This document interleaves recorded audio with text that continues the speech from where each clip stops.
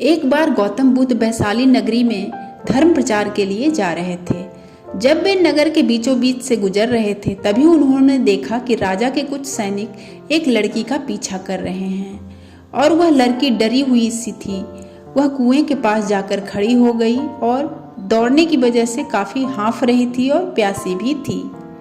तभी गौतम बुद्ध ने उस लड़की को अपने पास बुलाया और उससे कहा कि वह कुएं से पानी निकाले, पहले खुद पिए और उन्हें भी पिलाए।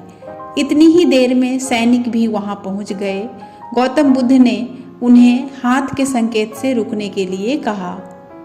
गौतम बुद्ध की बात सुनकर लड़की ने कहा, महाराज, मैं एक अछूत लड़की हूँ और मेरे कुएं से पानी निकालने से यह पानी दूषित हो जाएगा।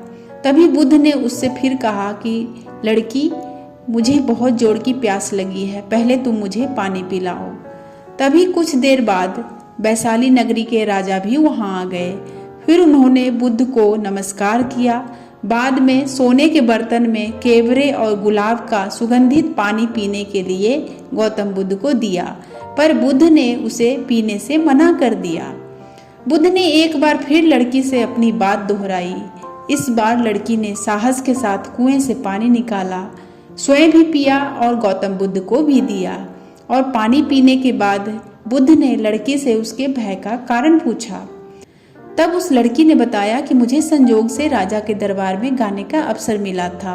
राजा ने मेरा गीत सुनकर खुशी से मुझे अपने गले की माला पुरस्कार स्वरूप में दी थी, लेकिन उन्हें किसी ने बताया कि मैं एक अछूत लड़की हूँ और यह जानते ही राजा ने मुझे अपने सैनिकों को मुझे जेल में डालने के लिए बोल दिया। मैं किसी तरह उन सैनिकों से बचकर यहाँ तक पहुँच पाई हूँ और आप बीच में मिल गए। इस पर बुद्ध ने कहा कि सुनो राजन, मैं चाहता हूँ कि आप मेरी इन शब्दों को हमेशा ध्यान रखें। कोई भी मनुष्य की पहचान उसके धर्म और जाति से नहीं, बल्कि उसके स्वभाव या फिर उसके अच्छे कर्म की वजह से होती है। जिस लड़की के मधुर कंठ से निकले मधुर गीत का आपने आनंद उठाया और खुशी के मारे उसे पुरस्कार भी दिया, और जिसके कार्य इतने अच्छे हो, वह अछूत हो ही नहीं सकती। और उस लड़की के साथ नीची सोच और छोटे कार्य करके अछूत होने का परिचय तो आपने दिया है।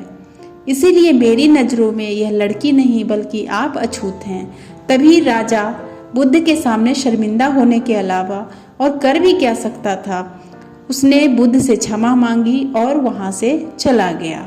दोस्तों, इस कहानी से हमें यही सीख मिलती है कि कोई भी इंसान अपने कार्यों और कर्मों से बड़ा बनता है, बल्कि अपने धर्म या फिर जाति से नहीं। उम्मीद करते हैं आपको इस कहानी से बहुत कुछ सीखने को मिला होगा। अगर वीडियो अच्छी लगी होगी तो प्लीज़ एक लाइक कीजिएगा और ऐसे ही प्रेरणादायक कहानियों के लिए हमारे चैनल को सब्सक्राइब कर लीजिएगा।